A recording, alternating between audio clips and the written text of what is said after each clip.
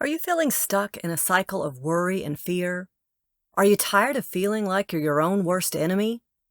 Are you curious about how your mind tricks you into fearing the worst?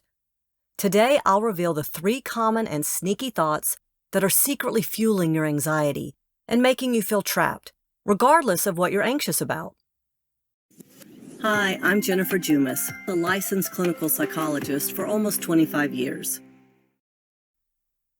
Welcome back to my channel, where today I'm going to address three common core thoughts that fuel anxiety and provide some valuable tips and insights on how to navigate through them. Have you ever felt that overwhelming wave of anxiety wash over you when you're in a situation like preparing for an interview, or even something simple like leaving the house and worrying about your safety? I know I have, and let me tell you, it is not a fun experience. Okay, so in psychology and CBT, which stands for cognitive behavioral therapy, these core anxiety-triggering thoughts are called overestimation of threat severity, overestimation of threat likelihood, and underestimation of tolerance or resilience. And if any of this sounds kind of like psychobabble, don't worry. I'm going to break these down and explain them in everyday words and give you examples so that you can fully understand what each one is. Let's start with the first core thought, overestimation of threat severity. This is how bad we think something is going to be. We assume potential threats or bad things are going to be more serious or harmful than they actually are. For example, imagine you had a job interview coming up.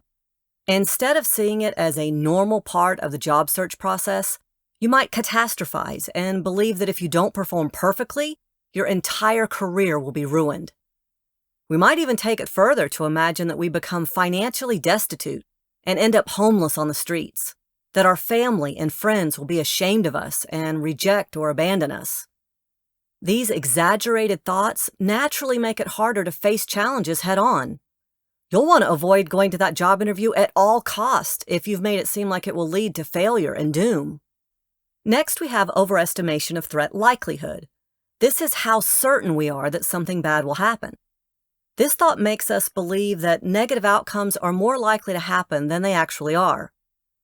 For instance, you might avoid going for a walk because you fear getting mugged, even though the crime rate in your neighborhood is actually quite low. Or you might cancel that job interview because you are certain you will just embarrass yourself, because everyone is more qualified than you anyway, right? If these thoughts aren't challenged, you can end up feeling like no risk is ever worth it, and you seek out ways to be 100% guaranteed of your safety or success. Since this is not really possible, your world starts to shrink down into a suffocatingly tiny bubble of perceived safety. And if you combine it with the previous example in overestimation of threat severity, it can look something like this. I am certain to bomb that job interview, and it will be horrible when that happens. Finally, we have the underestimation of our ability to tolerate discomfort. This is when we doubt our capacity to cope with difficult emotions or situations. It usually shows up as the thought, I can't handle that. We tend to remember all the times we feel like we failed or had pain and heartache, and we forget all the times we were brave and overcame the challenge in front of us. By underestimating our resilience, we limit ourselves and miss out on opportunities for growth and personal development. Putting all three together, in the job interview example, it would sound something like, I am certain to screw up the job interview, which would be horrible, and I would not be able to handle that. In the example of fearing being mugged, it would be something like, I am certain I would be attacked in some way, and I'd never be able to get over it, and that would ruin my life. You know, during the pandemic, these types or styles of thoughts were really common, and that spiked anxiety for the entire world.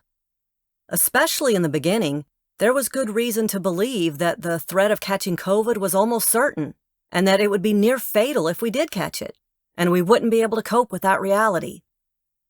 So we adopted avoidance behaviors and obsessive, almost OCD cleaning habits as the norm. And it took a long time to feel like we were safe enough to take normal risks again. Remember that it's okay to feel anxious, but it's essential to address the root cause of these feelings. Reflect on your thought patterns and see if any of these common thoughts resonate with you. By taking small steps to reframe your thinking, you can make a significant impact on your mental well-being. Now that you understand these core thoughts, you don't want to miss out on this next video to learn the top 3 coping strategies to manage anxiety.